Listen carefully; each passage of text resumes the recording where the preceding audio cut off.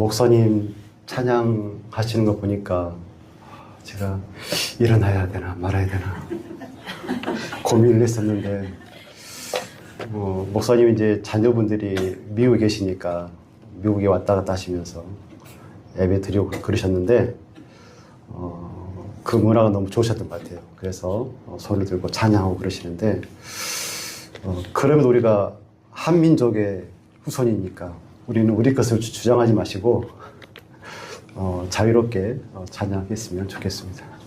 네.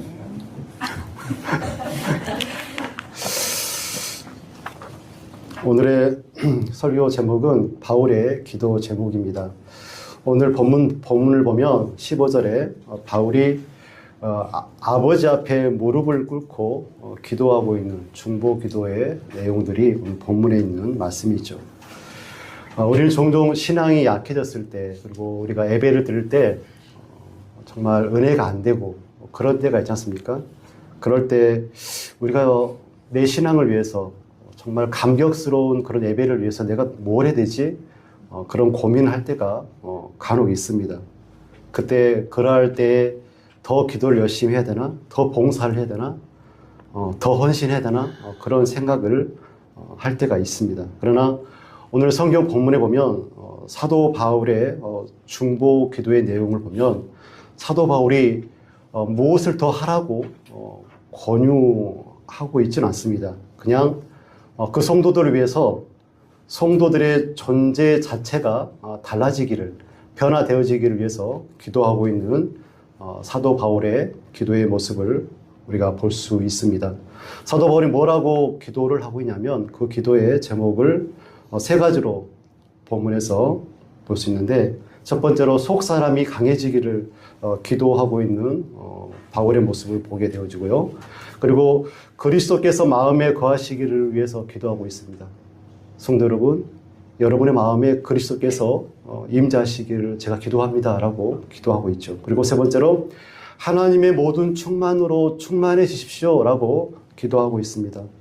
뭐 더 하려고 그렇게 막 애쓰지 마시고 여러분들이 여러분의 존재 자체가, 여러분의 속사람이 더 강건해지기를 기도했으면 좋겠습니다라고 말씀하고 있습니다. 바울의 첫 번째 기도 제목은 여러분의 속사람이 강건해지기를 위해서 기도합니다 입니다. 속사람이 뭐죠, 여러분? 속사람? 속사람은 내 존재의 중심이라고 볼 수도 있고, 오늘 오전 예배 시간에 예수 그리스도의 마음을 본받는 그 마음이 속사람일 수 있습니다. 근데 이 속사람은 비유를 하자면 집의 기초와 같습니다. 여러분, 집을 지을 때 어떻게 여러분 집을 짓습니까? 여러분이 여러분의 돈으로 여러분의 집을 지은다고 했을 때 어떻게 집을 지으시겠습니까? 기초공사를 잘 합니다. 잘 해야 됩니다. 먼저 터를 파고 그리고 기초공사를 하게 되어지죠. 기초공사를 어떻게 하냐면, 이제 아파트를 지을 때 여러분들이 보셨는가 모르겠지만 파일을 박습니다. 파일. 그러니까 전봇대 아시죠? 전봇대. 콘크리트 전봇대. 그 전봇대에 한 3배 정도 되는 큰 콘크리트 파이프를 땅 속에 심습니다. 여러 개를 심죠. 심어서 땅 밑으로 심는데, 그 파일을 어느 정도 심냐고 하냐면 바위 위에, 암석에 닿을 때까지 그 파일을 심습니다. 그래서 보통 아파트를 짓는 걸 보면 한 3개월 정도, 아니면 그 전후로 해서 아주 오랜 시간 수백 개의 파일을 땅 속에 심어서 그 파일이 기초, 암석에 닿을 때까지 심는 것을 보게 되어집니다. 엄청 중요한, 제일 중요한 그런 공사이겠죠. 그 공사가 끝나면 이제 바닥을 다시 치고 벽을 세우고 층층이 건물을 세워 올립니다. 외장이 다 끝나면 그 속에다가 이제 내부 공사를 하게 되어지겠죠. 뭐 벽지도 바르고 가구도 드리고 타일도 하고 이런 거 하여튼 그렇습니다. 근데 거기다가 아주 귀중한 자재들, 비싼 자재들을 넣겠죠. 내 집이니까 한 번 지을 집인데 중요한 것들을, 중요하고 비싸고 아름다운 것들을 넣을 거라고 생각이 되어집니다. 그런데 기초가 만약에 흔들리면 어떻게 될까요? 기초가 부실해서 흔들리고 건물이 넘어지면 그 내부에 아름답게 꾸며놨던 그 모든 것들이 다 헛된 것이 되고 맙니다. 속사람은 존재의 중심이고 신앙의 중심이고 그리고 기초와 같습니다. 우리의 겉사람이 내 신앙의 겉이 내 겉사람이 단정하고 거룩해 보일 때가 있어요. 예배를 잘 드리고 헌신하고 봉사하고 전도하고 그럴 수도 있죠. 하지만 속사람이 만약 약하면 어떻게 될까요? 신앙이 무너지게 되어집니다. 흔들리다 마침내 작은 충격에도 작은 고난에도 내 신앙이 와르르 무너져 버릴 수가 있다는 것입니다. 그래서 사도 바울이 기도합니다. 하나님, 이들의 속사람이 강건해지기를 기도합니다. 로마서 7장 24절에 이렇게 사도 바울이 말씀하죠. 오호라, 나는 공고한 사람이로다. 이 사망의 몸에서 누가 나를 건져내랴. 사도 바울의 공고함은 어디에서 오는 겁니까, 여러분?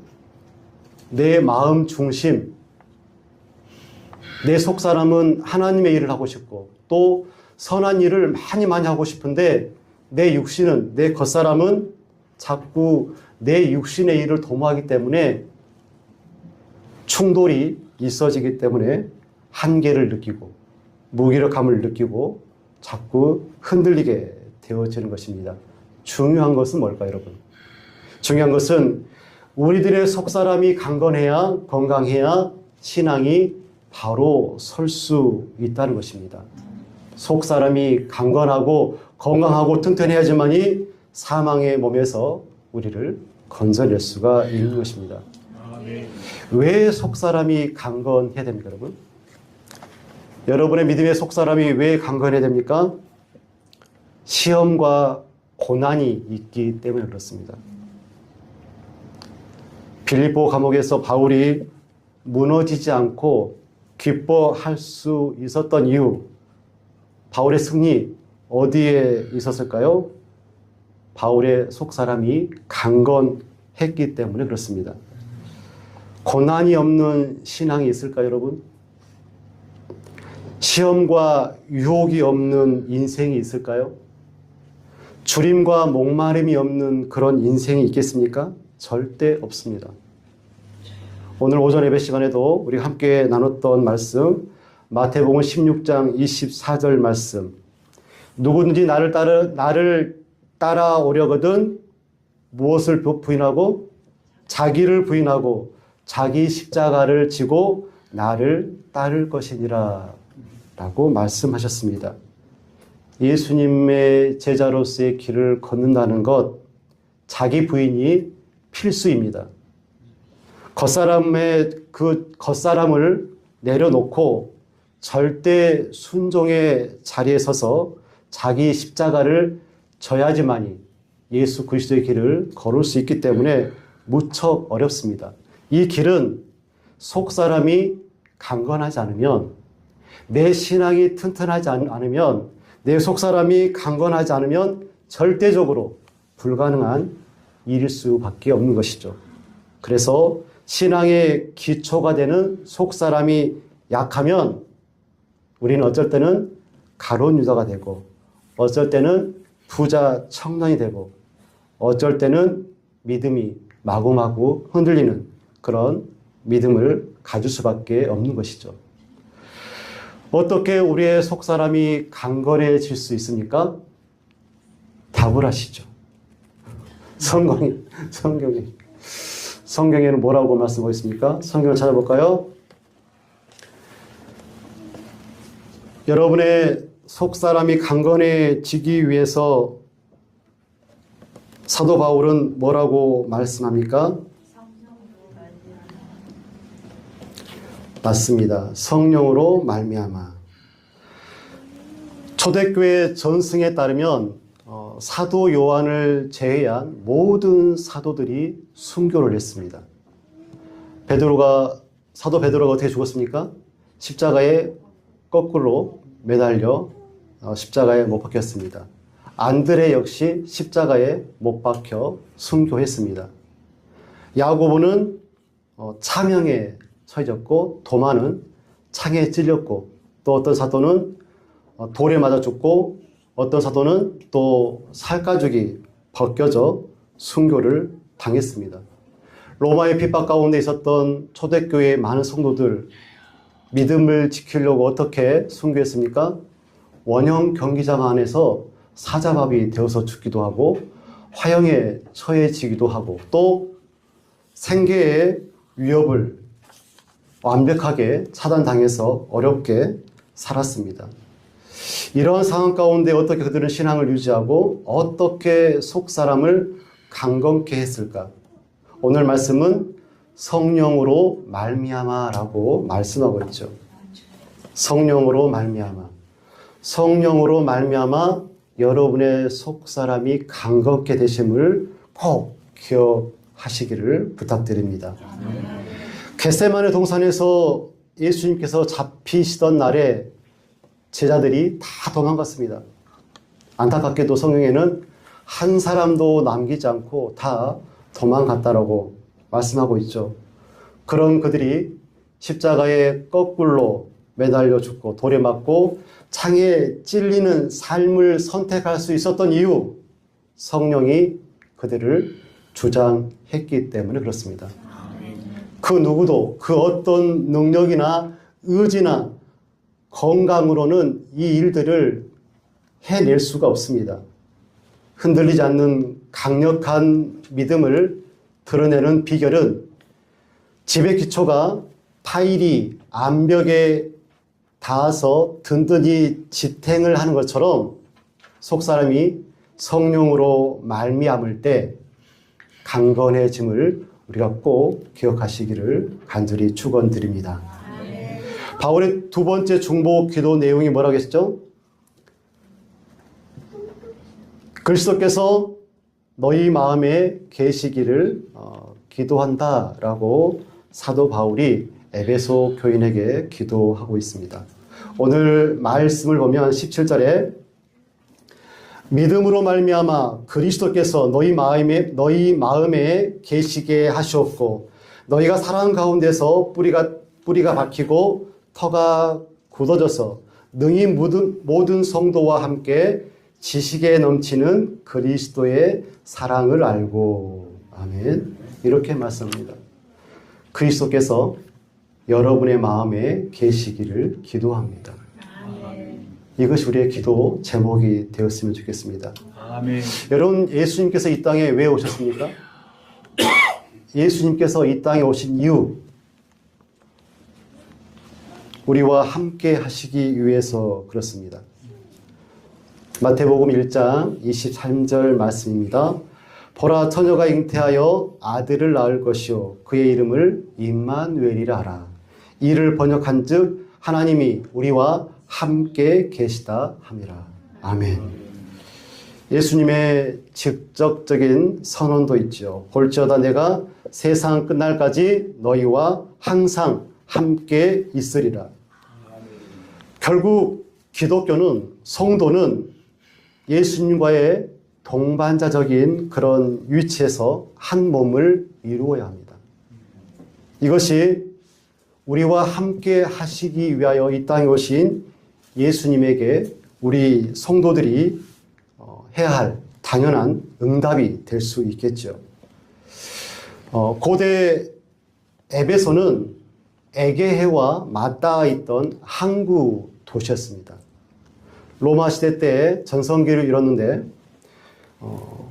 상선들, 사람, 그리고 문화가 집결되었던 국제 무역항이었습니다. 그리고 그 인근 지역, 소아시아 지역의 경제와 종교의 중심지가 에베소였죠. 바닷길을 통하여서 많은 사람들이 들어왔고 많은 것들이 에베소에 채워졌습니다. 그리고 육로를 통하여서는 부와 성공을 위하여서 많은 사람들이 에베소로 유입이 되었죠. 에베소에는 큰 신전이 있었습니다. 아데미와 제우스 신전이 세워졌죠. 근데 아데미 신전은 특별히 산에 세워진 것이 아니라 평지에 세워졌다고 기록하고 있습니다. 역사학자들이 그렇게 말하는데 왜 평지에 세웠냐? 너무나 크기 때문에. 그 규모가 상상을 초월할 정도로 크기 때문에 많은 사람들을 수용할 수 없어서 평지에 세웠다고 합니다. 그런데 아데미 신상을 살펴보면 가슴에서부터 배까지 둥근 모양들이 여러 개, 수십 개 나열되어 있는 모습으로 그 신상이 세워져 있습니다. 가슴이겠죠. 가슴들이 수십 개 그렇게 몸에 붙어 있습니다. 풍요와 다산을 상징하는 아데미 신상을 그들이 매일 볼 수 있었던 것이죠.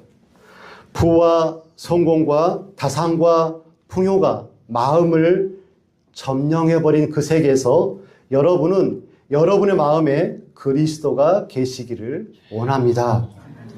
이것이 사도 바울의 기도의 내용입니다. 우리는 흔히 이런 말을 하죠. 내용물이 존재를 규정한다. 그런 말을 하곤 합니다. 빈 컵에 물을 채우면 물컵이 되고, 커피를 담으면 그 잔은 커피가 되고, 빈 단지에 꿀을 담으면 꿀단지가 되고, 그리스도인의 마음에 그리스도가 내주해야지만이 그리스도인이다.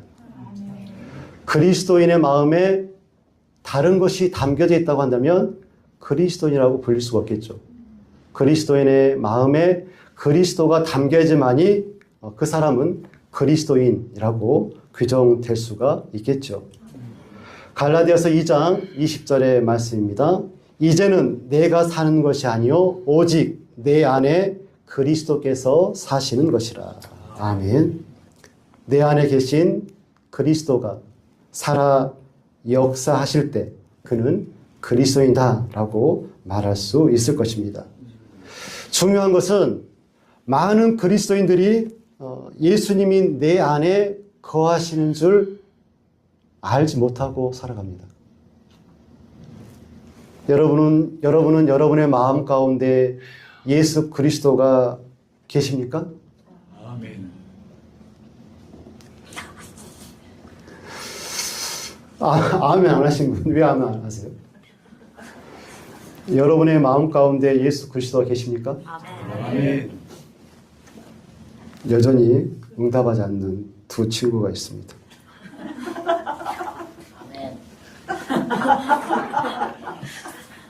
고린도후서 13장 5절 말씀입니다. 잘 들어보십시오. 너희는 믿음 안에 있는가 너희 자신을 시험하고 너희 자신을 확증하라. 예수 그리스도께서 너희 안에 계신 줄을 너희가 스스로 알지 못하느냐.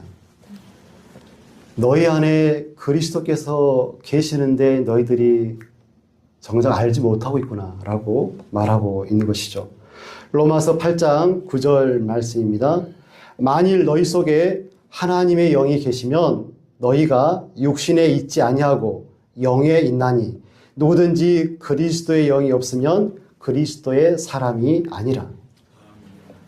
고린도전서 3장 16절 말씀입니다. 너희가 하나님의 성전인 것과 하나님의 성령이 너희 안에 계시는 것을 알지 못하느냐. 아멘. 여러분 안에 누가 계시다고요? 여러분 안에 예수 그리스도가 계시고 여러분 안에 또 누가 계시다고요? 성령께서 여러분 안에 계십니다. 여러분은 성령의 전이고 성령의 집입니다. 그래서 그 전에 그 집에 성령께서 계시고 예수 그리스도께서 계신다라고 성경이 사도 바울이 우리에게 증언하고 있습니다. 이것을 믿어야 합니다. 예수 그리스도를 주로 고백하고 예수 그리스도를 영접할 때 우리 안에 예수 그리스도와 예수 그리스도께서 보내신 성령이 우리와 함께 하심을 믿어야 합니다. 이것이 믿음이고 이것이 절대적으로 우리에게 중요합니다. 그럼에도 불구하고 우리 안에 그리스도의 내주하심에 대한 확신이 부족해요. 왜 그렇습니까? 믿음이 없기 때문에 그렇습니다. 무엇이 없기 때문에 그런다고요? 믿음이 없어서 그렇습니다. 예수께서 내 마음속에 계십니다라고 확실히 믿으면 그 믿음 따라 살겠죠. 그 믿음 따라 예수와 동행하고 예수님께서 하시고자 하는 일들을 하며 살 텐데 내 심령 가운데 내 마음 가운데 예수께서 내주하고 있음을 믿지 못하니까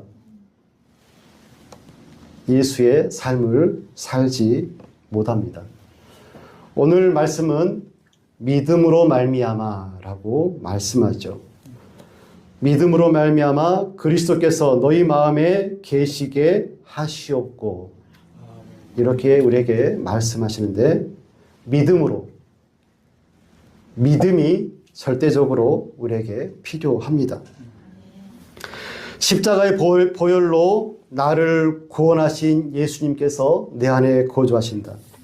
모든 연약한 것, 약한 것을 고치셨던 예수 그리스도께서 내 안에 거하신다. 우주 만물을 창조하신 예수님께서 내 안에 거주하신다. 이 불변의 진리가 믿어져야 합니다. 예수님이 내 안에 거하시고 나와 함께 하시면 많은 것들이 바뀔 줄로 믿습니다. 근심과 염려와 걱정이 사라질 것입니다. 시험과 고난이 와도 끄떡 없을 줄로 믿습니다. 왜 그렇습니까? 내 안에 예수 그리스도가 계시기 때문에. 내 안에 누가 계신다고요? 예수 그리스도와 내 안에 성령이 계시니까 12 사도들처럼 그런 속사람이 강건한 믿음의 삶을 살 수 있다라는 것이죠. 17절과 18절 말씀을 함께 읽겠습니다. 시작. 믿음으로 말미암아 그리스도께서 너희 마음에 계시게 하셨고 너희가 사랑 가운데서 뿌리가 박히고 터가 굳어져서 능히 모든 성도와 함께 지식에 넘치는 그리스도의 사랑을 알고. 아멘. 무엇보다도 그리스도께서 내 안에 계시면 우리가 그리스도의 사랑에 뿌리가 박히고 터가 굳어집니다.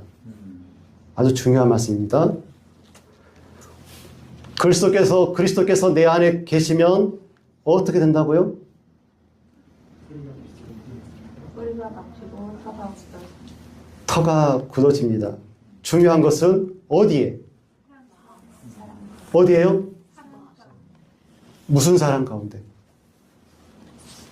그리스도의 사랑 가운데 뿌리가 박히고 터가 굳어집니다. 지식에 넘치는 그리스도의 사랑에 우리가 붙잡힌 바 되게 되어지죠. 세상 사람들은 도저히 이해할 수도 없고 이해할 수도 없는 그 고결하고 숭고한 예수님의 사랑에 뿌리가 박히고 터가 굳어져야만 됩니다. 예수님의 사랑에 뿌리가 내리고 예수님의 사랑에 우리의 신앙의 터가 굳건히 세워지면 어떻게 될까?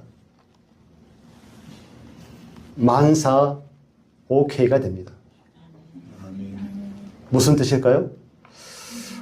고난과 시련과 아픔과 고통과 세상의 모든 슬픔이 끝장난다는 말이 아닙니다. 잘 들으셔야 되는데. 아픔과 고난과 시련이 끝장나는 것이 아니라, 끝이 나는 것이 아니라 그리스도의 사랑을 알게 됩니다. 그리스도의 사랑을 안다는 말의 의미를 여러분이 아실까요? 경험적으로 전 인격적으로 예수님의 사랑을 알게 되어집니다. 혹시 여러분 예전에 나의 아저씨라는 드라마 보신 적 있으신가요? 주인공이 동훈과 지안이죠, 지안. 그때 주인공 동훈이 어떤 말을 하냐면 그 애를 알아버렸으니까 라는 말을 합니다. 안 보셨구나, 다들. 봤어요. 봤죠? 그 명대사 쳐보면 나옵니다. 지안은 동훈이 회사에 이제 처음 입사한 사람입니다. 근데 지안이가 이력서에 어떤 내용을 적었냐면 딱 한 줄 적어요. 특기 달리기. 근데 동훈이가 뽑습니다. 뽑았는데 지안이가 그 회사 사람과 어울리지 못해요. 쌀쌀하게 대하고 제일 막내가 쌀쌀하게 대하고 잘 못합니다. 근데 결정적으로 지안이 이 여주인공이 살인한 전과자입니다. 그래서 많은 직원들이 싫어해요. 그런데 동훈이가 같이 회사 생활하고 사적으로 만나고 그러면서 지안의 과거를 알게 됩니다. 과거를. 그래서 마침내 이런 말을 하게 되죠. 그 애를 알아버렸으니까. 그래서 그 애를 미워할 수 없게 되고 자꾸 도와주게 된다. 그런 말을 합니다. 우리가 예수님의 사랑, 그 예수님의 사랑의 넓이와 길이와 높이와 깊이를 알아버리면 어떻게 될까요? 19절 말씀을 읽어보십시오. 19절 말씀에 답이 있습니다. 시작. 그 넓이와 길이와 높이와 깊이가 어떻게 함을 깨달아 하나님의 모든 충만하신 것으로 너에게 충만하기를 구하노라. 아멘. 예수님의 사랑을 그 넓고 깊은 그 예수님의 사랑을 알아버리면 하나님의 충만으로 충만해져 버립니다. 하나님의 충만으로 충만하여지다. 이것이 바로 사도 바울의 세 번째 기도의 내용입니다. 성도 여러분, 하나님의 모든 충만으로 충만해지십시오. 아멘. 골로새서 1장 19절 말씀과 2장 9절 말씀을 제가 읽어드리겠습니다. 아버지께서는 모든 충만으로 예수 안에 거하게 하시고, 아멘. 예수 안에는 신성의 모든 충만이 육체로 거하시고, 아멘. 두 가지로 이야기할 수 있겠습니다. 하나님의 모든 충만은 하나님이 가지고 계시는 그 모든 성품들, 그것일 수도 있고, 또 예수님. 하나님의 모든 충만은 예수님의 모든 충만이고, 이 예수님의 모든 충만은 예수로 우리가 쉽게 생각할 수 있겠습니다. 하나님의 사랑과 하나님의 공의와 정의, 신실함, 긍휼과 자비하심의 그 충만과 그 임재, 그리고 예수 그리스도의 사랑과 헌신과 섬김과 겸손, 그 모든 충만이 여러분에게 충만히 임하시기를 기도합니다. 이것이 사도 바울의 기도입니다. 아데미 신상과 제우스 신상이 세워졌던 에베소, 그 에베소에서 많은 사람들이 추구했던 부와 명예와 권력과 헛된 우상으로부터 벗어나서 예수 그리스도의 사랑에 뿌리를 내리고 털을 굳게 하여 예수님의 사랑을 알아서 하나님의 모든 충만하심이 충만히 임하기를 사도 바울이 중보 기도하고 있습니다. 사랑하는 성도 여러분, 오늘 에베소 교회를 향한 사도 바울의 중보 기도가 우리의 기도가 되었으면 좋겠습니다. 그리고 이 바울의 기도의 내용들이 교회 공동체를 위한 우리의 중보 기도가 되었으면 좋겠습니다. 아멘.